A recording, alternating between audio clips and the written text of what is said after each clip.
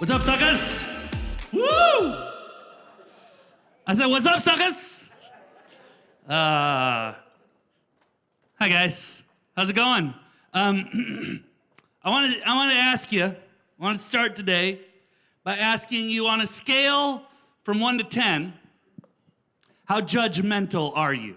Like if 1 is like you never think anything bad about somebody else ever, and 10 is like you're in the drive-thru at Starbucks and you're screaming at the person in front of you. Do you know what I'm saying? Like on a scale from 1 to 10, just in your own brain, how judgmental do you think you are? And I think a lot of us probably would be honest with ourselves, but I also think on this issue, I think we lie to ourselves a lot. Because you know we think we're kind people. We don't think we're judgmental people. But I'd like to put it to the test for a second, because I think there's a few things that pull out the judgmental in all of us. The first one is an old TV show. Maybe you've heard of it. It's called Jerry Springer.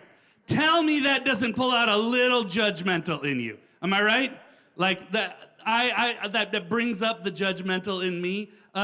Also, this might bring up a little judgmental in you. It takes me all the way to a 10. Kellen, as a Vikings fan, and listen, this last picture is like, I guarantee you're at least judgmental of one of these people, at least one, right? So here's the thing: none of us want to think of ourselves as judgmental, because judgmentalism is like the worst thing you can be right now. People are very judgmental of others who are judgmental. Do you hear what I'm saying?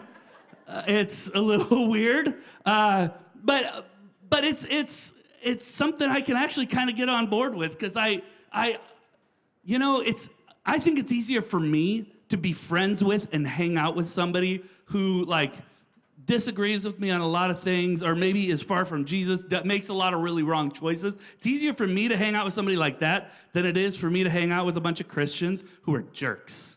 You know what I mean? Who are judgmental, awful. I'd honestly way rather hang out with somebody I disagree with than somebody who's just mean, judgmental. So now I think I see nodded heads all over the place. We all judge judgy people. But it gets a little more complicated when you talk about God. Because I have friends who will say, I'm not sure I want to have anything to do with God because he's judgmental, right? That God is judgmental. And it's kind of a weird thing to say. But it kind of reminds me of like if somebody were to say, hey, that judge who sentenced the murderer, he's really judgmental.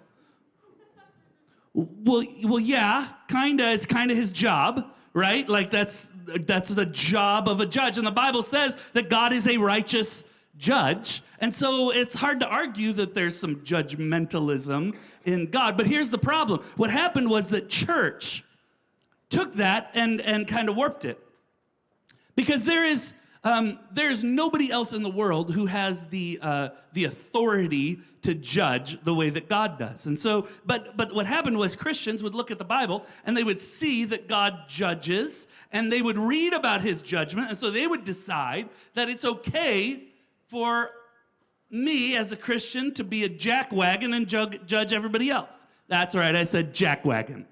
That is my Christian cuss word for the day. But it happened so often that Christians became synonymous with judgmental, right? Just a bunch of jerks who are hypocrites, who pretend that they're better than everybody else and are judgmental. And I'm going to tell you a quick story. There was a youth pastor. This is a true story. Southern Baptist youth pastor. He had sort of a Sunday school class for his high school kids, and one week they all came to class, and and he handed out 3-inch galvanized nails, and so he passed them around, and he did a whole a whole teaching, and then at the end of the teaching, he said, I want you to take these nails, and I want you to take them home, and I want you to put them in your pocket every day. I want you to put these nails in your pocket, and I want you to carry them around with you wherever you go. And what I want you to do is I want every time that you have an impure thought, or you do something that your parents told you not to do, I want you to reach into your pocket. I want you to poke yourself in the finger with this galvanized nail, just like a reminder. And here's what he said. He said, I want it to remind you how disappointed God is in you. So I want it to remind you how angry God is at you. And I got to tell you, this is, I'm sure, here's what I will say. I'm going to guess this guy is not a terrible guy. I'm sure he's just a youth pastor trying his best to do what he thinks is best for his kids. But the reality is, this is exactly the kind of behavior in church that really created the impetus behind why we are the church that we are, why we strive to be the church that we strive to be. Because there are a lot of people who have been hurt by church people. I'm going to guess a bunch of them are in this room right now. And I'd love to pretend that it never happens here in our church. That would be a ridiculous thing to say. But our hope is that we are a church that is marked by grace, not judgment. And it takes me to the reason we're kind of in the middle of a series. We are in the middle of a 4-week series called Why. And the why question, there's a lot of why questions out there, but the why question that we're talking through is the why of church. Why do we do this every week? Why do you show up? Why do you get the kids ready and get into this place? Why do we give our lives to this place? Why do we give our money to this place? What matters about what we do? And we really boil down the why of who we are to 4 things. And there's lots of sort of subpoints under these 4 things, but this is who we are. And so we've been taking one of these per week, and we're in week 3 right now. But here's what they look like. Number 1, the why of what we do is that lost people matter most. And Kellen preached on that a couple of weeks ago. And number 2, the why of what we do is that our hearts are drawn to the needy. And I talked last week about what it means to serve desperate people and how messy it is when we serve desperate people. Week 3, that's this week, is about grace. Everybody gets grace, and every kind of person is accepted and belongs in this church. And next week, Kellen is gonna preach about our mission statement: to know Jesus and to make him known. And we're gonna do a baptism service. So if you've been considering it, if you haven't let us know that you're ready to get baptized next week, please let us know. We'll have our baptistry up for that. So stop by Next Steps on your way out. So that's sort of the overview of our series. But today I want to talk about grace, and I believe that the fact that our church is marked by grace is just a reflection of the character of God. It's not just this thing that we think we should be doing. We believe that it is a reflection of the grace that's exhibited by God. Now, when I say that, I know that a lot of people feel, and I've said this before, but that a lot of people feel like there are 2 different gods in the Bible. There's like the Old Testament angry God and the New Testament warm fuzzy God, right? Like you got the guy who would smite people. I love the word smite. That's a good word. In the Old Testament, and then you've got the everything's fine Jesus of the New Testament. But here's the truth. What we know is that God is unchanging. That God did not change from one testament to the other, that God has always been a God of grace, slow to anger, abounding in love and faithfulness. And so our story for today, our grace story for today actually comes from the Old Testament, and it's a story I'm sure most of you have heard a bunch of times. If for no other reason than you like shows and you've gone to see Joseph in the Amazing Technicolor Dreamcoat, right? And we're gonna get into the life of Joseph today. Now, Joseph was a huge character in the book of Genesis, so we're not gonna tell the entirety. We're not gonna dig all the way in, but I wanna give you an overview in case you're not familiar with the life of Joseph. So, Joseph's dad, Jacob, was was a guy who had a lot of sons, had a lot of kids. And out of his many sons, he had one son who was by far over and above his favorite, and that was Joseph. Now, at the same time, I'm going to move through this quickly. Keep up, all right?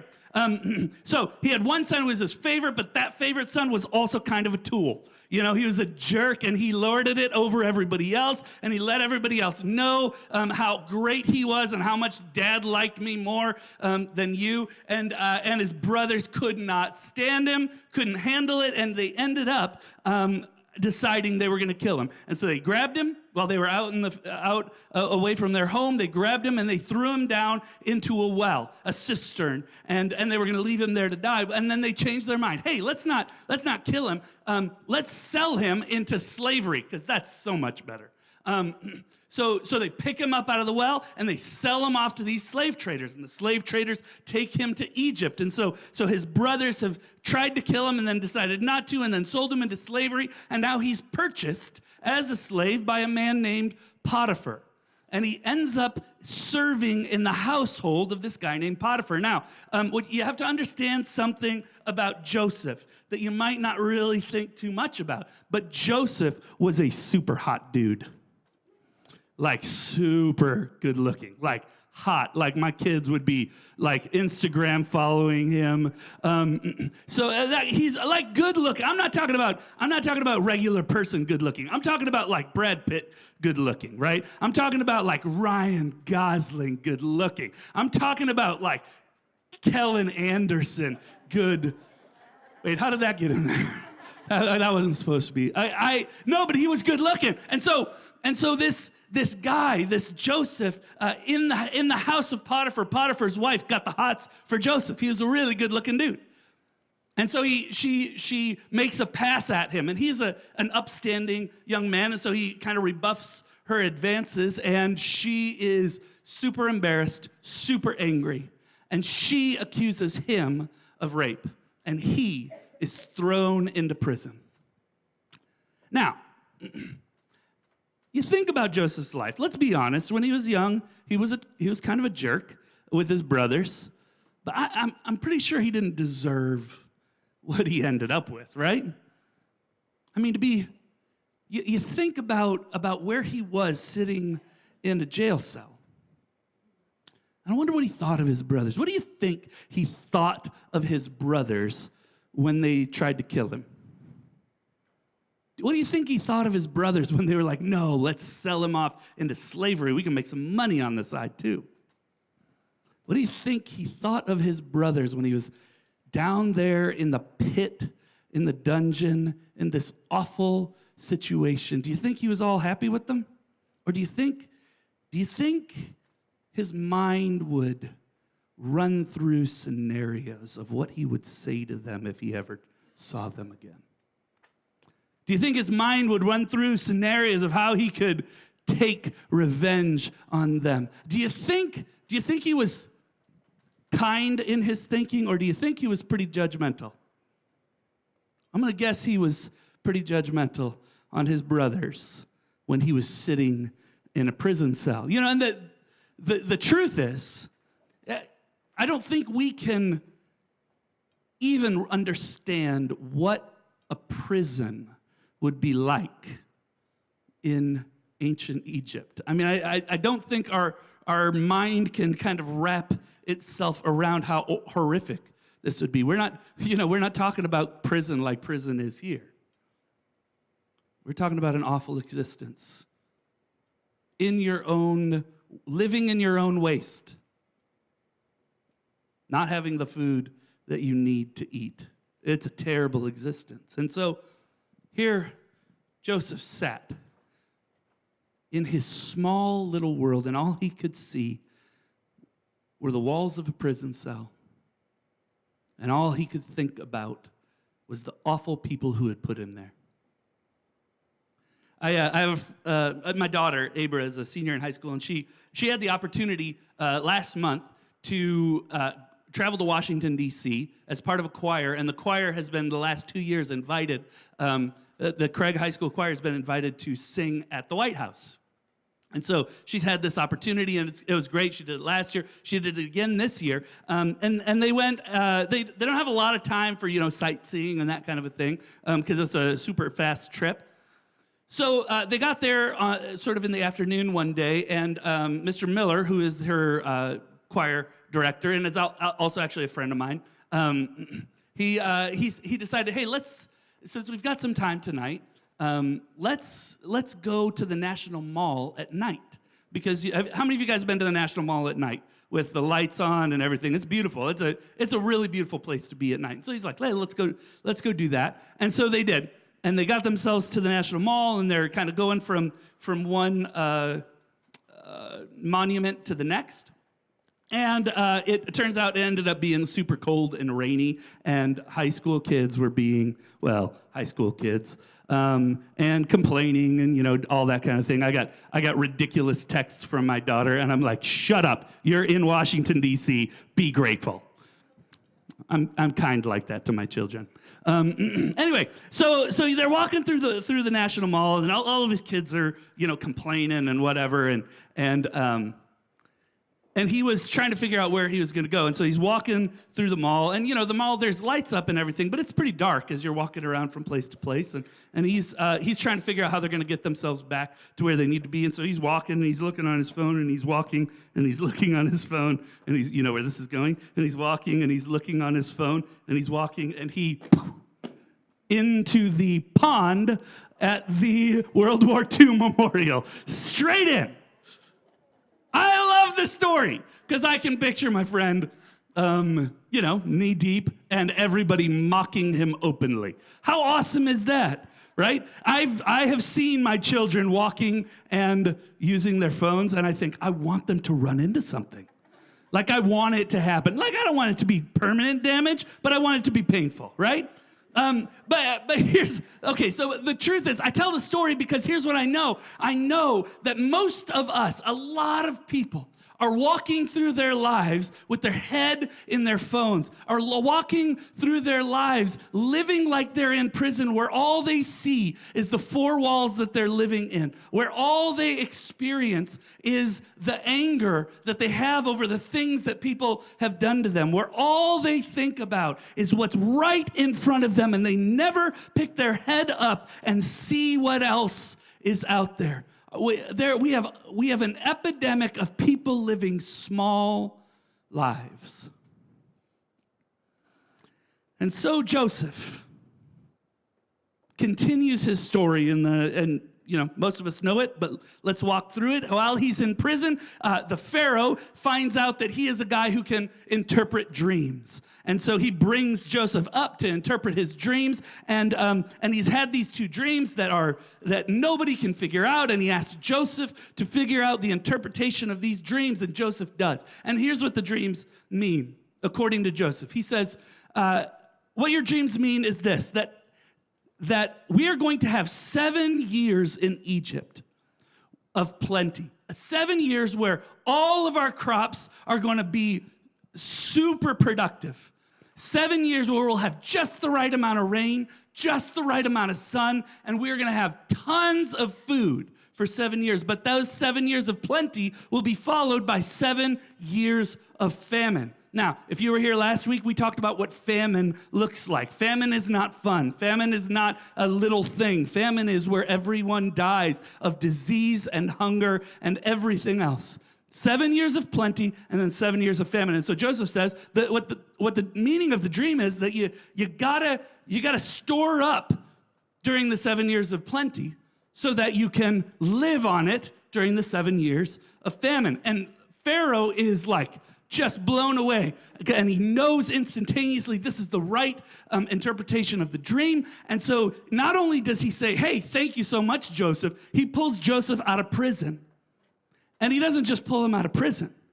He says, if you got that kind of insight, if you are that wise, I want you in charge. And he literally takes Joseph out of prison and puts him as the most important person in Egypt next to him. And that's where we find Joseph at this moment in our story. And I love this moment for a couple of reasons. But let's read it. It says, Joseph was 30 years old when he entered the service of Pharaoh, king of Egypt. And Joseph went out from Pharaoh's presence and traveled throughout Egypt. I want you to get this picture. He was just plucked out of the prison cell. And he went out from Pharaoh's presence and traveled throughout Egypt. And during the 7 years of abundance, the land produced plentifully. He was right. Joseph collected all the food produced in those 7 years of abundance in Egypt and stored it in the cities. In each city, he put the food grown in the field surrounding it. Joseph stored up huge quantities of grain, like the sand of the sea. It was so much that he stopped keeping records because it was beyond measure. Now, before the years of famine came, 2 sons were born to Joseph by his wife, whose name I can't pronounce, and whose dad I can't pronounce. Joseph took those kids and he named them something important. He said, he named his firstborn Manasseh and said, "It is because God has made me forget all my trouble and all my father's household." And the second son he named Ephraim and said, "It is because God has made me fruitful in the land of my suffering." You see, I love this part of the story because I get this sense of like the rags to riches story that goes like instantaneously. I want you to realize, think about it from Joseph's perspective. He grew up, one son of many, out in a podunk place called Canaan. And then he sold into slavery, a very small world in Canaan.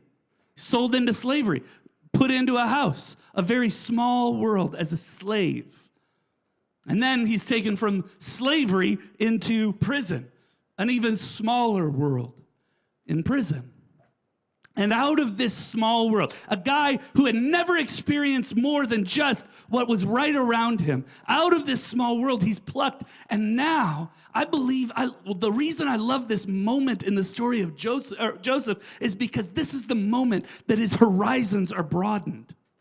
That his understanding of the world is broadened, and that he went from being in prison to touring all of Egypt. It wasn't just that he had power. He started to meet people like he'd never met before. He would see things that he had never seen before. That his horizons were so much broader from his humble beginnings in Canaan, from his time in slavery, from his time in prison. And now he is experiencing the world. And it makes him so much more. And he was given this gift. And I believe that because of this gift of perspective, broadened horizons, his life was changed. Perspective changed everything for Joseph. And life moved on. There were 7 years of plenty, and then the famine began. And as the famine began, Joseph was given his heart's desire from when he was back in prison. There was a moment that his brothers, the same ones who decided to kill him, the same ones who changed their mind and sold him off into slavery, these same brothers finally came crawling back. I mean, I'm sure that's exactly what he wanted when he was in prison. Have you guys ever had revenge fantasies? Anybody? Okay, I'm sure none of you have.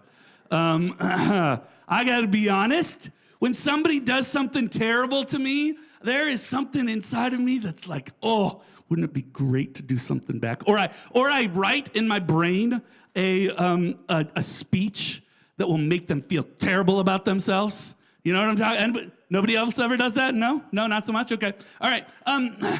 I've done it before, but here Joseph was in prison, running over and over in his mind what these terrible people had done to him. And then they come crawling back because Joseph has got all the grain and all the power, and they are starving. And this is his chance for revenge. And the story goes that most of us know he doesn't take it. He doesn't take his chance for revenge. I mean, he could have starved them out. He could have done worse than starving them. I mean, he was in charge in Egypt. He could have just had them killed right there and then. Boom. That's the kind of power he had.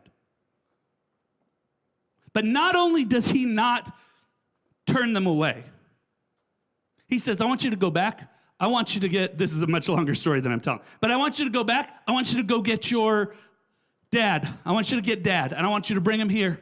I want you to take the whole family, and I want you to come back here to Egypt, because not only am I going to give you food, I'm going to give you a place to stay. I'm going to give you land. I'm going to set you up. All of you, my entire family, you people who sold me off into slavery, I'm going to set you up. And I think, what?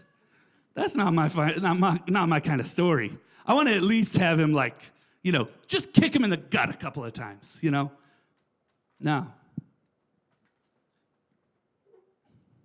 It's an amazing story where he is given the opportunity for revenge that he must have desperately wanted. But by the time it happened, he didn't.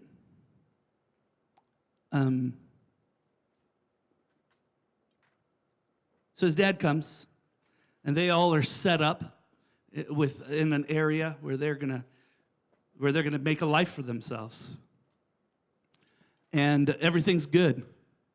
They make it through the famine, and then there's a moment that freak his brothers out because his dad finally passes. His dad dies. And his brothers are petrified after his dad dies because they are sure the only reason he's treating them nicely is because of dad. The only reason he's being nice to us is because of dad. He's probably going to have us killed now. And so they're having this conversation, and Joseph knows that they are petrified of him. And here's what he says to his brothers, the one who sold him into slavery. Here's what he says.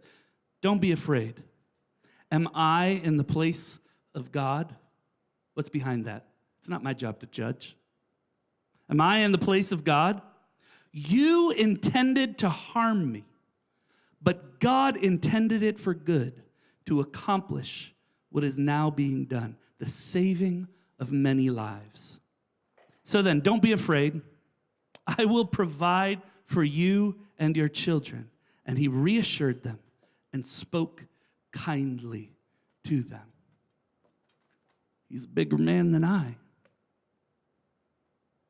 But I think there's a reason. There's a reason. Something happened between the Joseph who is living his life in those four walls in the prison, living his life with his face in his phone, living his life never looking up and only seeing what was ugly on the inside. And this new Joseph who would offer not only forgiveness to his brothers, but take care of them. And what happened was perspective.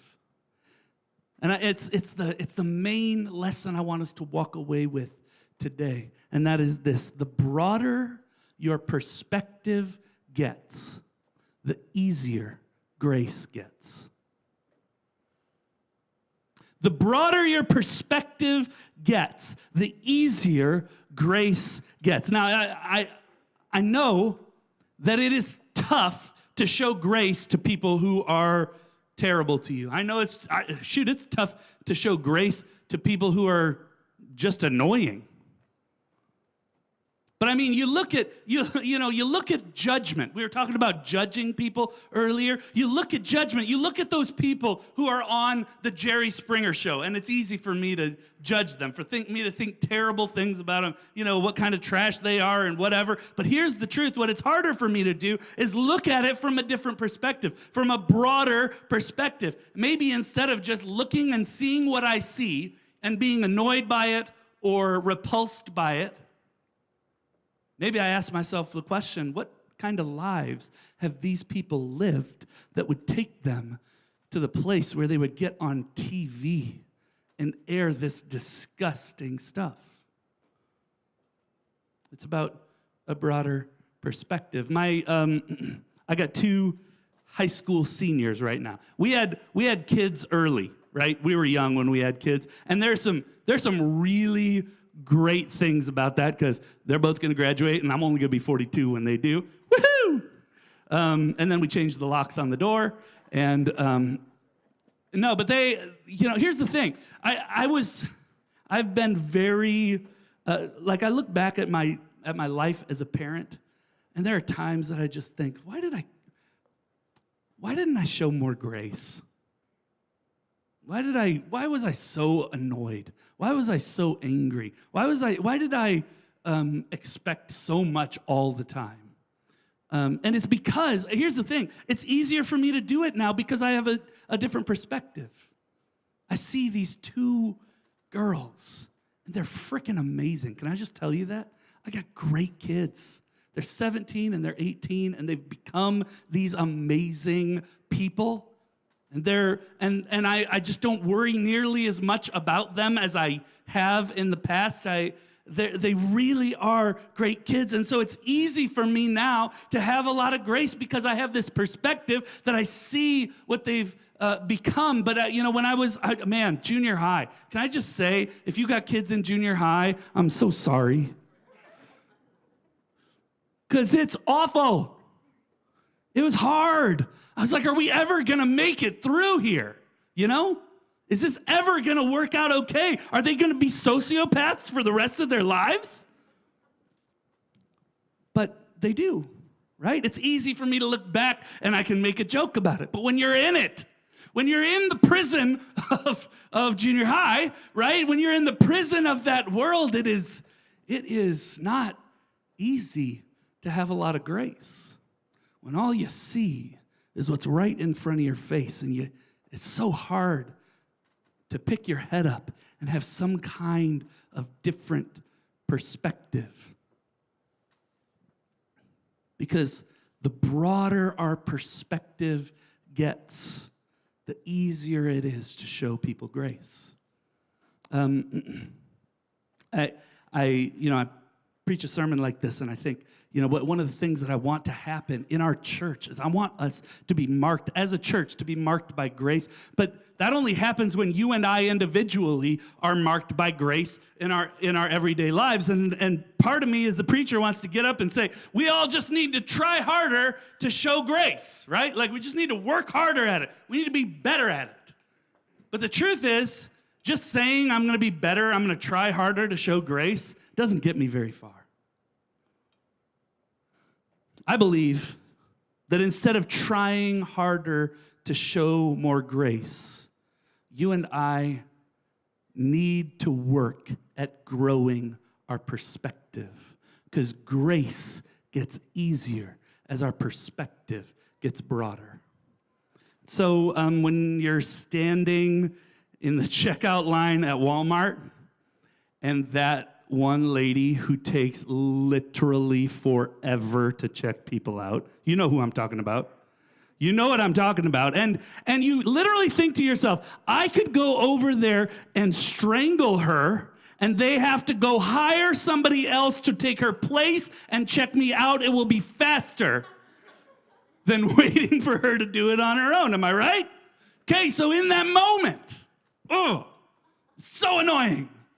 In that moment, instead of being angry, is it possible that I might just remind myself that if it takes an extra 5 minutes for this to happen, my day is not ruined? I am not as huge of a hurry as I think I am when I'm walking through my life with my face in my phone. It's just a tiny little shift in perspective. But a reminder that it's not as big a deal as I think it is. Or the guy at church or the guy at work who comes up to you and he's starting to tell the story that you've heard 3 times already, and you're like, I don't think I can hear this again and pretend like it's for the first time. I just don't think I have it in me. I don't have it in me. And I understand, I understand the annoyance factor. I understand the, oh my gosh, I can't do this again. But maybe just a tiny shift in perspective. A tiny shift that says, remember, this guy's wife passed. Remember, he lives at home alone all day, every day. And all that's really happening here is he's lonely. If I can shift my perspective just a smidge, if I can broaden my perspective just a little bit to see that this man is lonely, grace gets a little easier. If you have to hang out with your mother-in-law, and she knows just that one thing that will dig into the back of your brain and drive you absolutely insane. And you know it's coming, right? You know it's going to happen. And man, it's everything you can do to bring the family over to her house. If we can just a shift in perspective to remind yourself that your husband isn't going to have his mom around forever. And time with her is going to be important. Doesn't make it great, but when our perspective is broadened, our grace is deepened. I got good news, because if that's true, if that is true, if the broader your perspective gets, the deeper your grace gets, the easier your grace gets, the good news is that there is no broader perspective in the universe than God's, right? Like we try to broaden our perspective. It's pittance, it's nothing compared to God. There is no broader perspective in the universe. God knows everything. He sees everything. He knows what's done in the open. He knows what's done in secret. God has answers. Listen to this. God has answers to questions that scientists haven't even known to ask yet. God understands things about the human heart that are beyond fathoming for people like you and me. And if there is no other being in the universe whose perspective is as broad as God's, then there's a truth here that there is no grace in the universe that is deeper than God's. If he has the broadest perspective, then he also has the easiest grace, the deepest grace. You think about through the Old Testament, Rahab, a prostitute who was not even Israelite, was saved because of the grace of God. David, King David, a man who was an adulterer and a murderer who was later called a man after God's own heart. The Saul, whose name was changed to the Apostle Paul, not only a murderer of Christians, but somebody who was trying to stamp out the entire church before it could get started. He ends up becoming the guy who writes most of the New Testament. God is filled with grace, but there is no more important example of that than the cross, as Jesus hung on the cross with people all around him, spitting on him, mocking him. What are his words? Forgive them. Forgive them. They don't know what they're doing. Forgive them. There is no deeper grace than the grace that God offers. I mean, we can try. We can try to offer grace. We can try to be non-judgmental. But there is no deeper grace than the grace that God offers. Have you ever been frustrated with yourself? Like you look at your life and you think, I should have made it farther by now. I should be a better person than I am. What a jerk I am. You ever get frustrated with yourself? You ever get impatient with the growth that you have? You ever get disappointed in yourself? I know it happens for me all the time, but no matter how impatient you are with yourself, no matter how frustrated you are with yourself, no matter how disappointed you are in yourself, God's not disappointed in you at all. And the reason is because God being disappointed in you would mean that he is somehow surprised about where you are or worried about where you're going, right? That's what disappointed is we have expectations that are unmet, but God doesn't have any expectations other than where you are right now, because he knew you would get to where you are right now. His perspective on your life is enormous. That's so important. If we could grab hold of an understanding that God's perspective on our life is eternal, it could change everything that we believe. He already sees. Can you hear this? God already knows where you end up. He sees it right now. He has ordered your steps through to the very end. And he's not mad. He's not worried. He's not disappointed. He sees your whole life and knows where you end up. It's like watching a movie for the second time. I don't like watching movies twice. How many of you guys like watching movies twice? Put your hand up. You got, okay, all right, you're all idiots. Okay, that was a joke. That was a joke-ish. My daughter loves to watch the same movie over and over again. She likes to watch movies with me, so she'll say, hey, let's watch a movie tonight, Dad. I say, okay, let's find one. But here's the problem. There's like 6 movies she wants to watch because she says, I just want to watch them because I know what they are and I know that I'll like them and not be disappointed. That's just stupid. Sorry, that's just dumb. But the reason I bring it up is because when you watch a movie for the second time, or the third time, or the fourth time, it doesn't have the suspense factor anymore. Do you hear what I'm saying?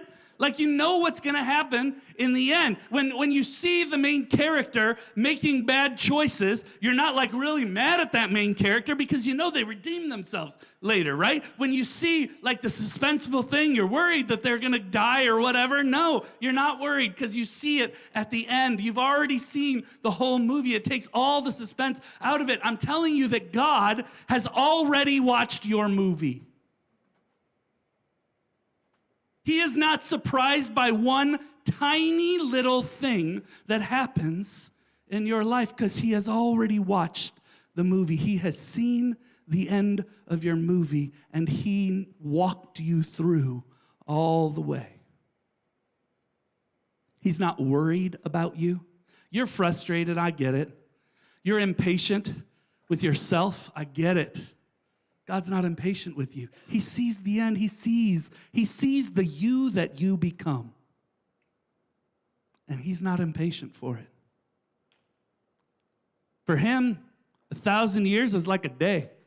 A day is like 1,000 years. You think he's impatient? He's not. God's already seen the end of your movie. He knows that right now, you are exactly where you need to be in your story. And he will walk you through to the end of your movie with a grace that is deeper than anything you or I could ever fathom. Let's pray together.